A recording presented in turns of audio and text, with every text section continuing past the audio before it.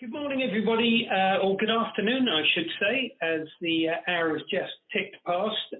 Thanks for joining us this morning and for taking part in what I hope is an interesting conversation or thought provocation as we move, I think, steadily from phase one of our post-COVID crisis into what everybody seems to be describing as the new normal.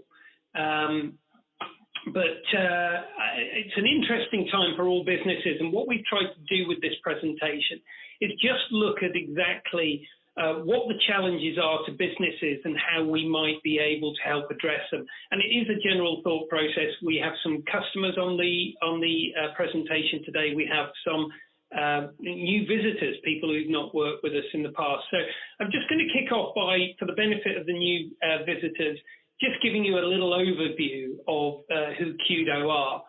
We've been providing communications to UK businesses since about 1987. So we're quite long in the tooth in terms of our involvement with business communications.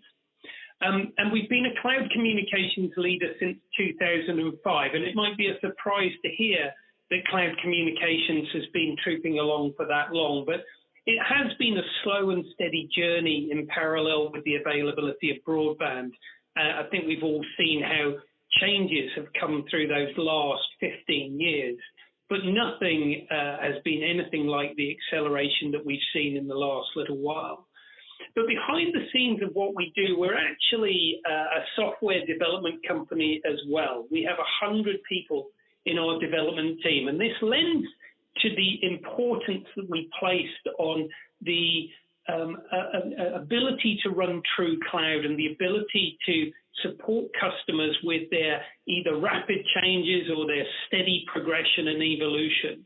And so we've developed and built from the ground up a management platform called UBOS, which gives you and ourselves the opportunity to manipulate our communications tools 24 hours a day, 7 days a week, and across the whole world. So behind the scenes, over this long history of ours, we've been preparing for something that we thought would become very important, and that is this idea of true cloud. And true cloud for us means that most relationships could and should be based on a 30-day agreement. And by basing the commercial relationship between us and our customers on a 30-day agreement, we can take away the risk from our customer, the weight of risk that used to be on our customer bases when we dealt with 3 and 5 and 7 year contracts, to place that risk on ourselves as suppliers with a customer only having 30 days notice on anything that doesn't work. And it puts the onus on us to work very closely with our customers to understand the challenges, both of the business and the people within the business. So I hope if you are working with us, I hope you're enjoying this attitude that we have towards the relationship with our products and contract terms, etc. And if you're looking for a new supplier and you're looking for somebody who's offering something really different, I think this is probably right at the core of it. We believe it's our responsibility to help you understand the technology that's available, to place the right technologies within your business, and to look to get those positive outcomes, the reasons why you're looking at technology in the first place. So let's just have a look at what this new normal that we've been presented with is, and what we are led to believe from all the analysts are the key challenges that UK business people are facing at the present time.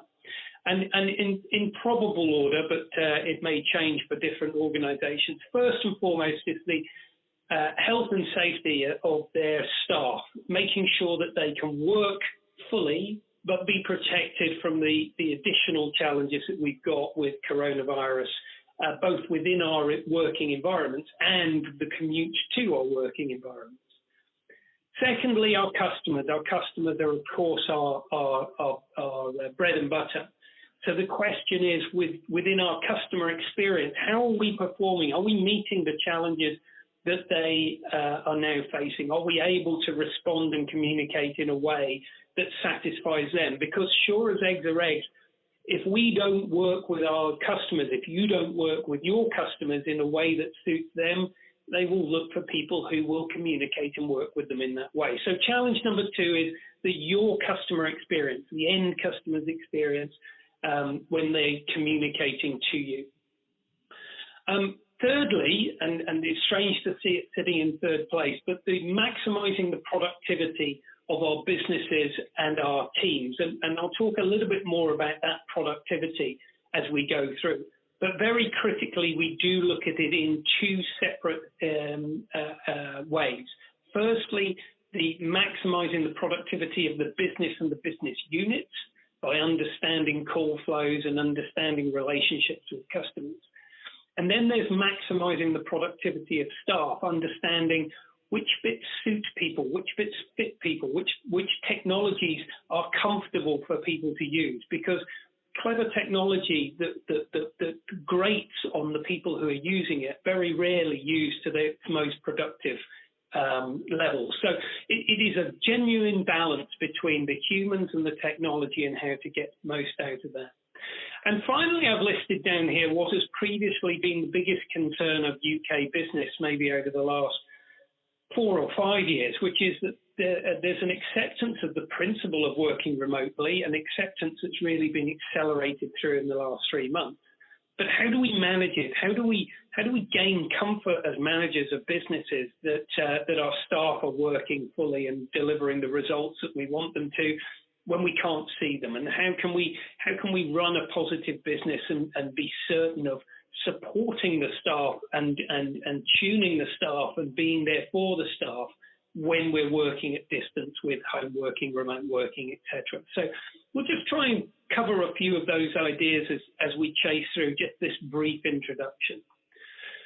So from a health and safety question, what we're suggesting to customers is that there is a dialogue that needs to take place within the workforce. The government will say to us at the moment that anybody who can work safely from home should work safely from home, but there is a gradual relaxation as to who can commute and how you can work within an office. So the first question that I might ask a team of people would be, can your staff operate from home?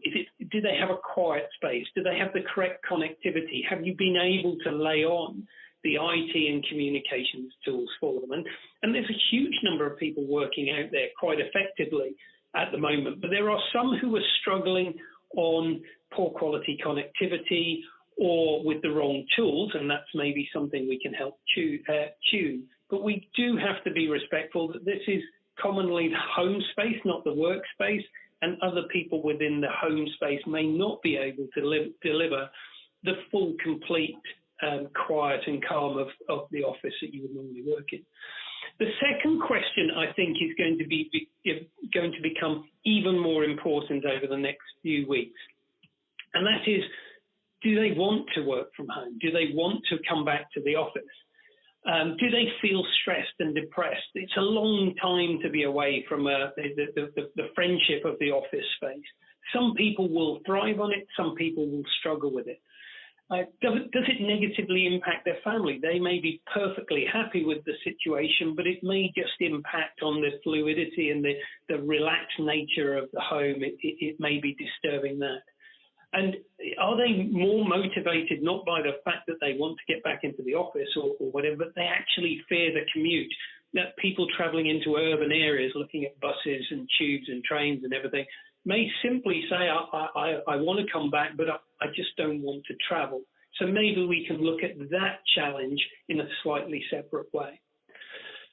So the other question about returning to the office, do they feel more productive there? Do they miss the team? Is this the galvanizing factor of some people, is the fact that they bounce off the other humans within the space? And you may find the dynamic of your team has adapted well or it's adapted poorly to this remote working scenario.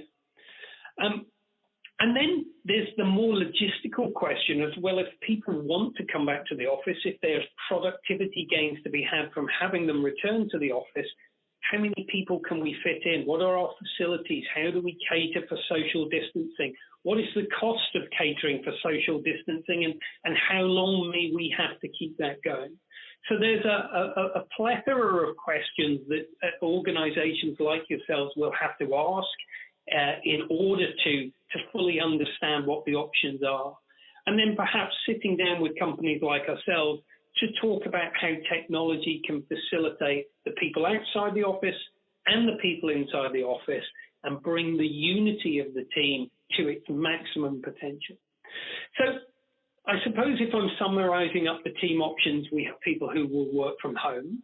We have people who will travel to the office, but just perhaps one of the things that we can do with those commuters is to change the time that the office day starts. So it might be that I do a couple of hours of remote working before jumping on a train and going into the office, and that keeps me away from the mass commute that has already begun to establish itself, especially in the London area. And then I will look at technologies that are sort of geographically autonomous or can work equally well within the home office and the workplace. So the tools that we're going to try and blend together are those which are as happy for remote workers as they are for office workers, and allow office workers and remote workers to blend together to be that united team that you need for your customers to enjoy. So we'll work through, and this is very headline, there is a very big portfolio of options here. And you will have come across a number of these products already, just either experiencing them when you talk to your customers and suppliers, or you're involved in different communications, even family communications. But the flexible working tools that you'll have seen most of are soft phones, either on your PC or your mobile phone, but also soft phones which then can expand out to being a group meeting tool, video meetings, screen share meetings, reversible screen share meetings, i.e. I can get my guests to join me, and not simply constrained to a work colleague, but inviting in third parties, outsiders, customers, suppliers, general prospects and that sort of thing into the meeting. So headlining in this period of time have been these tools, and we know from our experience and the deployments we've done that there has been a very big adoption from businesses to these soft phone tools, which simply allow a greater degree of dynamism and choice, but also blend in the mix of show and tell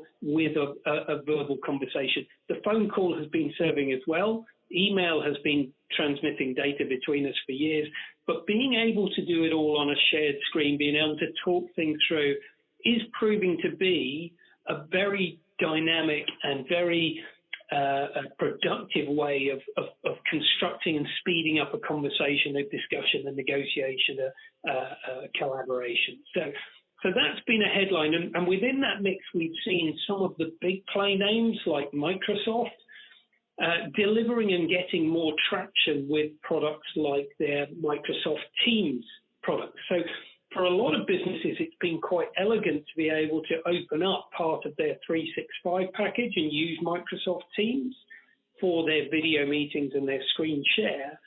And what we're able to do there is to link in business-grade telephony solutions and put a dial pad in there so that effectively your soft phone sits within the Teams window. So for those of you who have maybe started to adopt more of the Teams functionality, there are options to integrate telephony solutions into this very successful collaboration space. And finally, just to stimulate your thoughts on this, and we will talk a little bit more about how customers want to communicate, but a lot of tools within our portfolio are available to run specialist teams, help desks, sales desks. You may not have big enough teams to call them call and contact centers, but effectively they work as call and contact centers. And there's some really nice technology that allows supervisors to support the teams, managers to understand the call flows and make sure the manpower is there, and be able to visually see from wherever you are the performance of your customer experience. So this takes away this idea that you have to all be in a room at the same time and have a big wall board up to see anything happening. These are live event boards that exist just as part of a desktop PC app.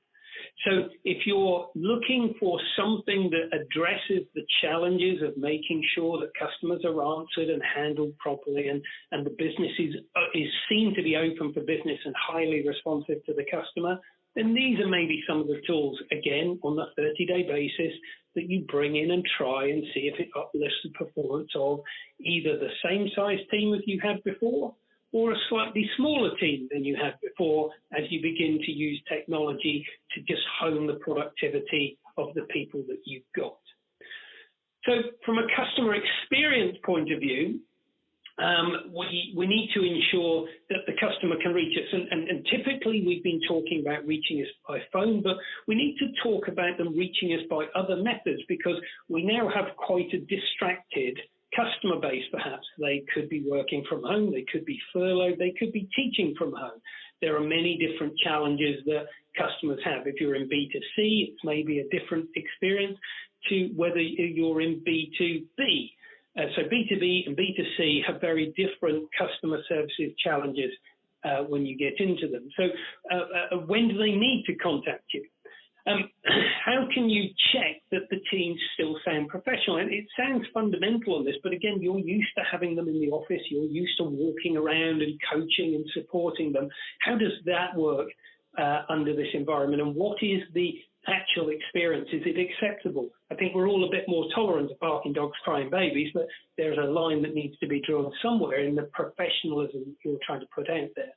And are they able to work with the customers? Are they able to bring support in from the colleagues? So, and then just refining that slightly down, there has already been, and this is not COVID-19 related, there has been a move from voice to non-voice in terms of the customer communication. So is it now time to start looking at bringing in web chat and social media chat and that sort of communication alongside or instead of some of the available phone lines that you've got? And that could be time or day dependent, weekends and that sort of thing you may cover in a slightly different way from working weekdays, etc. So within the portfolio and within the discussion that we invite you to open up with us, we've got the ability to look at non-voice cues side by side with voice cues. And again, don't be put off by this sounding like a big company thing. We could be talking two people, we could be talking one person, but it certainly gives you a dynamic in your business to say, we are open for business in a way that you, the customer, would want to communicate. Web chat, extremely popular. Email really fits the bill for a niche of customers, but obviously you would see that Twitter is a good way to cover your Twitter exposure. And you've got different methodologies to cover the calls. Coming into this mix will soon be SMS as well, so that's an interesting one for various different communities. But behind that, one of the recommendations I tend to make is, and this can be part-time or it can be all the time, bringing call recording in is a great asset to any supervisor, from a point of view of coaching, making sure the right answers are being given to people, making sure the right energy and the right style and the right presentational factors are being put out by people who you can no longer hear working in the office. So call recording for me is a fundamental tool. And also from a manager's point of view, if I've tasked a supervisor to listen to and coach the members of their team and they're working remotely, I want to be able to go in and see that call recordings are being used and see that call recordings are being listened to and that training courses and coaching is taking place. So again, within the portfolio of services there, we start to build up a toolkit both for members of staff, supervisors of staff, and the managers of the business. And that moves us on to this idea of productivity. And I think this is where we'd like to engage you in this model, which we've been designing for some time, and it's really at the core of how we see our relationship with our customers. And that is, this is a perpetual challenge for us to look with you at the productive outcomes that you'd like to see, both from a team point of view and an individual point of view, and then start to work through solution choices. And our design teams are working with our customers at the moment to bring in new products and services, but we're not satisfied when the product and service is delivered. We need to make sure that people are trained how to use them. We need to just check and work with the managers to see that there's been adoption. We need to review that they begin to deliver the outcomes that we've set. And it may take a month, it may take 3 months, it may take 6 months to get those measurable results. But we as a team, we as supplier, you as customer, should be able to review through them and decide whether the product is justified, its price and can stay, or whether it's failed to deliver what we expected to be the desired result, and that we should retire it and go back to the drawing board and find another way of achieving the goal that we want. So we invite you to join us in this ongoing relationship, this account management relationship, where we freely talk with no risk on your side about the potential advantages of technologies to improve the performance of your business.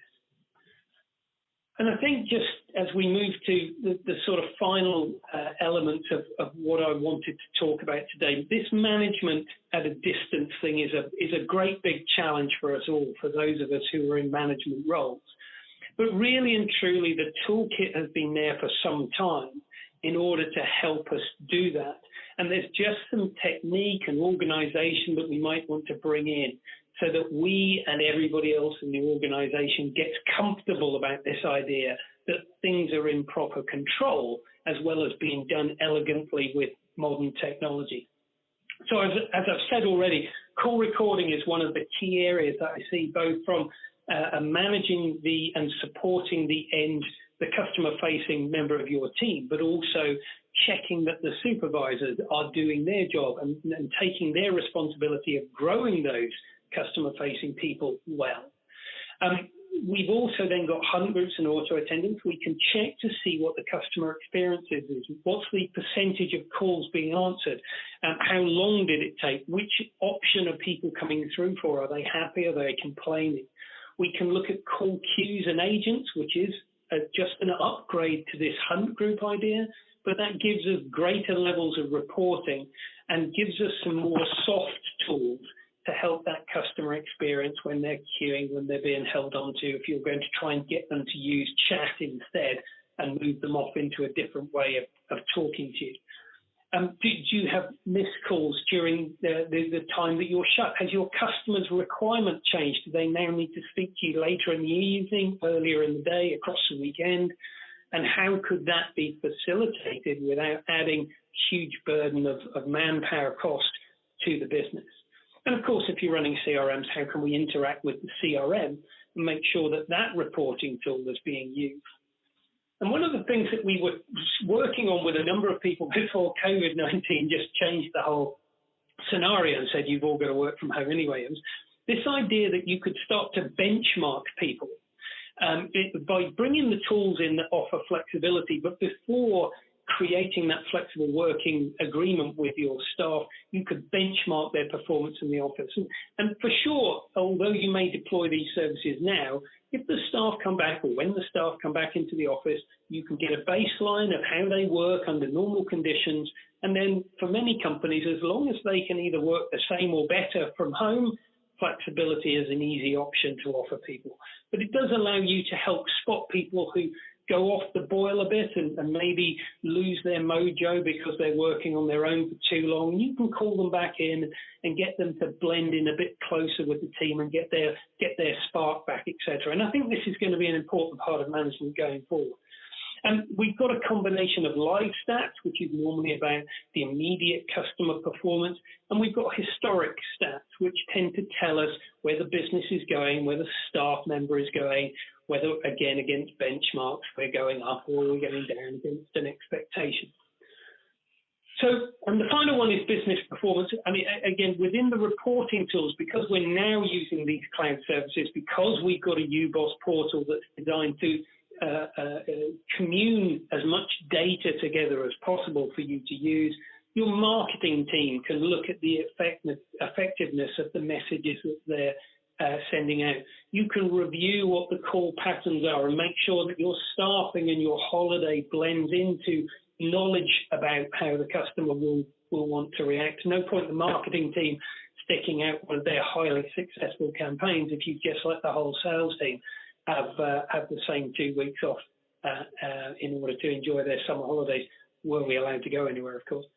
So this management information allows you to get the right service utilization, to give back the tools that aren't really performing and delivering, to take on new tools and test new tools that are coming through, and then report on the supervisors and the management performance, as well as just the core performance and the customer experience. We'd love to invite you, both customers, and I know we've got customers on the line, customers and currently non-customers, to really engage with us and start talking about how we might be able to help you review your staff as individuals and to tailor applications on a true cloud 30-day basis that aims to deliver and stretch and achieve the greatest level of productive and comfortable, safe performance for the business. And then use the reporting tools, because I think it's the combination of the two that makes businesses able to use these things successfully. Deploying is one thing, checking that they're doing, the technology is doing their job is another thing. So engaging with understanding the reports, scheduling the reports, most of these can be scheduled so they just come through your email to you as well. And then going out to test the customer experience and evolve what options you give your customers to see if, one, you can sustain your customers, protect against an outside challenge, but also invite other people in. If you're starting to work in a better and more dynamic way because you've changed your technology and your options, then maybe you're going to win through and take out some of the competition that fails to use technology in as strong a way as you. And I suppose the last thing is to ask for help. The sales relationship historically has been one sometimes tinged by fear that salespeople are in it for their own benefit rather than for yours. And what we try and do with these 30-day agreements is de-risk that and invite you to really work with our professionals to say, here is my challenge, here is where I'd like to see a greater yield. And we will work with you to identify any technologies based on the individual, based on the customer, and based on the department flow, will deliver technologies that can enhance that productivity. And I think it looks to be, and we're really enjoying it with our customers already, to be a good ongoing team game to get the most out of our technology, and at the same time, you will reward us both with your loyalty and the subscription to the appropriate services. So I hope that was interesting. I'm not really here attempting to pitch you anything in particular, other than the fact that we believe that our methodology of working with customers is the true cloud way forward. And we'd like to invite you to come and join us in a true cloud relationship where we will take the risk of the performance of the technology through a short contract, and we will offer ourselves up as true members of your team in analyzing what might be done and what might be achieved if we can get the blend right for the individuals, the departments, and the company as a whole. I don't know if we've got any particular questions that I need to answer, but maybe we'll pick them up on an individual email basis if we do. Time has ticked on to 30 minutes. I'm very grateful for your patience. Have a lovely rest of the day. Have a lovely rest of the week. And good luck to all of you and your team. Keep safe. We look forward to speaking to you again.